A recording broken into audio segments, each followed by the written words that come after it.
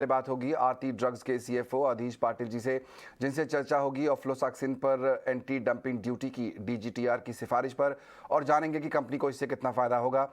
उसके बाद शो में आगे जुड़ेंगे मैप माई इंडिया के सीईओ और ईडी रोहन वर्मा जी, जिनसे चर्चा करेंगे ऑर्डर इनफ्लो और जून तिमाही के नतीजों पर। लेकिन सबसे पहले आरती ड्रग्स है आज फोकस में, क्योंकि सरकार चीन से होने वाले ऑफ्लोसाक्सिन इंपोर्ट पर ड्यूटी लगाने की तैयारी कर रही है। आरती ड्रग्स की अर्जी पर डीजीटीआर की जांच पूरी होने के बाद अब इंपोर्ट पर 5 साल के लिए एंटी डंपिंग ड्यूटी लग सकती है। इस पूरे मामले पर खास चर्चा करने के लिए मेरे साथ जुड़ रहे हैं कंपनी के सीएफओ अधीश पाटिल जी। पाटिल साहब, बहुत बहुत स्वागत आपका। सबसे पहले तो ये जानना चाहेंगे कि सरकार ये जो कदम लेने जा रही है, एंटी डंपिंग ड्यूटी लगने की बात हो रही है, कितना इम्पैक्ट आपकी कंपनी पर पड़ेगा इससे? ओके, तो ओफ्लॉक्सासिन जो प्रोडक्ट है वो हम लोगों ने अराउंड 10 years बैक चालू किया था। It was a part of हम लोग का जो इंपोर्ट सब्स्टिट्यूशन स्ट्रेटेजी था। उसका one of the products ofloxacin था। तभी हम लोग ने ओफ्लॉक्सासिन और उसका इंटरमीडिएट की भी कैपेसिटी एक साथ डाली थी, जो बैकवर्ड इंटीग्रेशन है ये प्रोडक्ट में।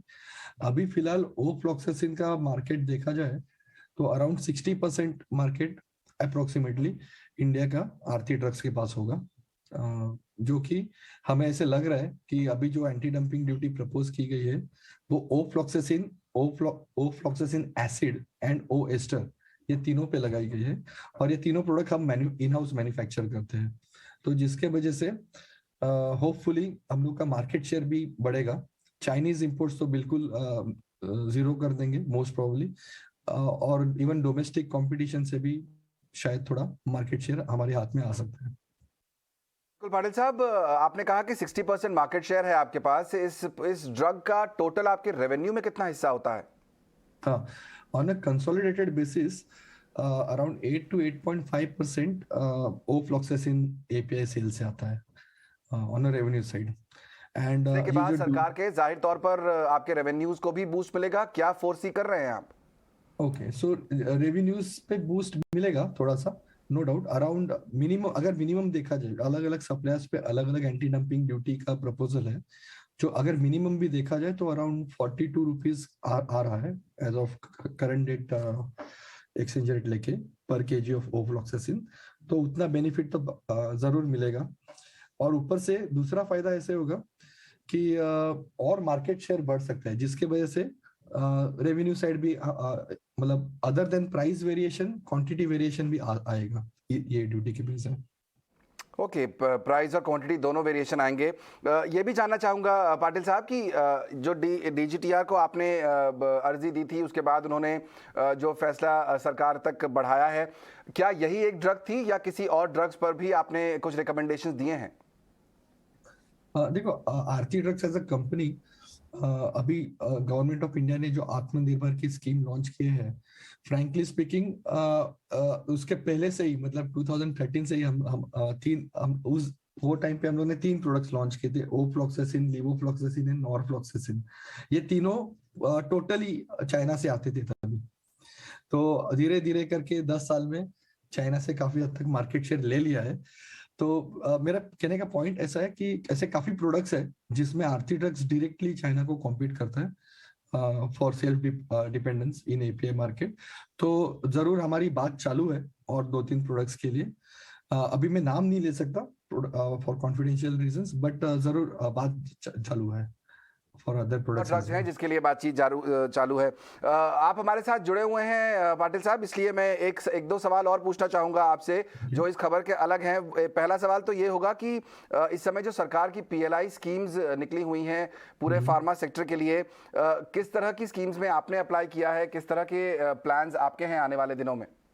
ओके, सो जो फर्स्ट पीएलआई स्कीम था उसमें हम लोगों ने अप्लाई किया था, मगर और अवार्ड भी मिला था एक पर्टिकुलर इंटरमीडिएट के लिए, जो हम काफी in fact Aarti drugs is the largest consumer of that intermediate, उसी के लिए अवार्ड मिला था।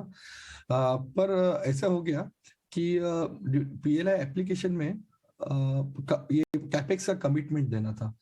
तो बाद में ऐसे हुआ कि बिकॉज ऑफ टेक्नोलॉजिकल इंप्रूवमेंट वो जो कैपेक्स है वो उसका रिक्वायरमेंट काफी कम हो गया। तो हमने एप्लीकेशन की थी, मगर गवर्नमेंट ने बोला कि जो कमिटमेंट दिया उतना फुलफिल करना पड़ेगा। तो हमारे पास दो चॉइस थे, या तो एट मच लोअर कैपेक्स वो सेम कैपेसिटी डाले एंड पीएलआई स्कीम को फॉरगो करे, मतलब सब्सिडी को, या तो फिर उतना कैपेक्स करे और गवर्नमेंट से सब्सिडी ले। तो हमने फॉर्मर चॉइस चूज किया। तो हमने कैपेसिटी डाल दी है ऑलरेडी, मतलब उसको मैन्युफैक्चरिंग चालू हो गया वो प्रोडक्ट का, मगर हम गवर्नमेंट से सब्सिडी नहीं लेने वाले वो प्रोडक्ट के लिए। ओके, तो फिलहाल सब्सिडी नहीं लेने वाले हैं गवर्नमेंट से, ये क्लैरिटी है। एक आखिरी सवाल पूछूंगा पाटिल साहब, इस समय हम देख रहे हैं कि कई सारी एपीआई कंपनियां जो हैं वो इनपुट कॉस्ट बढ़ने की वजह से स्ट्रगल कर रही थी, मार्जिन पर इम्पैक्ट पड़ रहा था। इस समय सिचुएशन कैसी है, इस समय पूरी इंडस्ट्री की सिचुएशन कैसी है, और अगर आप आरती ड्रग्स की डिटेल्स बता सके वहां पर सिचुएशन कैसी है? ओके, तो रॉ मटेरियल के प्राइसेस है वो approximately towards the end of February 2022 ये काफी एस्केलेशन हो गए थे। और एक रीजन तो वॉर बेस ही है, मतलब अपना यूक्रेन का, जिसकी वजह से क्रूड काफी ऊपर चला गया। एंड दूसरा है कि थोड़े बहुत केमिकल्स जो यूरोपियन नेशन से आते हैं, वो गैस का शॉर्टेज है, पावर का शॉर्टेज है, तो उसके वजह से वो प्राइसेस एस्केलेट हो गए डिमांड सप्लाई मिसमैच से। इसके लिए काफी इन्फ्लेशनरी प्रेशर आ गया था इनपुट रिलेटेड रॉ मटेरियल्स में। एंड इसके लिए हम लोग ने भी काफी सारे हाइक लिए थे इन जून क्वार्टर। इनफैक्ट जो पेंडिंग ऑर्डर्स थे as of end of June quarter, उनके सेलिंग प्राइस और भी ज्यादा थे देन जून क्वार्टर। सो अभी थोड़ा क्रूड ईज आउट हुआ है, तो थोड़ा टेपरिंग चालू है रॉ मटेरियल्स पे, मगर जो इन्वेंट्री है, जो हायर हायर वैल्यू इन्वेंट्री, वो पहले लिक्विडेट होगी, और उसके बाद may be after few quarters थोड़ा प्राइस नीचे जा सकता है एपीआईस के। चलिए, बहुत बहुत शुक्रिया मिस्टर पाटिल, समय निकालकर आज ईटी नाउ स्वदेश के साथ जुड़ने के लिए और हमसे बातचीत करने के लिए। आरती ड्रग्स से टॉप मैनेजमेंट आपको बता रहे हैं कि जो एंटी डंपिंग ड्यूटी लगाने की बातचीत चल रही है उससे कितना फ़ायदा होगा। 8-8.5% तक का यहाँ पर कंट्रीब्यूशन है इस पर्टिकुलर ड्रग का इनके रेवेन्यू में, और 60% का मार्केट जो है पूरा वो कब्जा करते हैं। धीरे धीरे जो है वो बढ़ेगा। यहाँ पर देख रहे हैं आज जो खबर आई उसके बाद स्टॉक आपके सामने करीब 12% ऊपर ट्रेड करता हुआ। चलिए।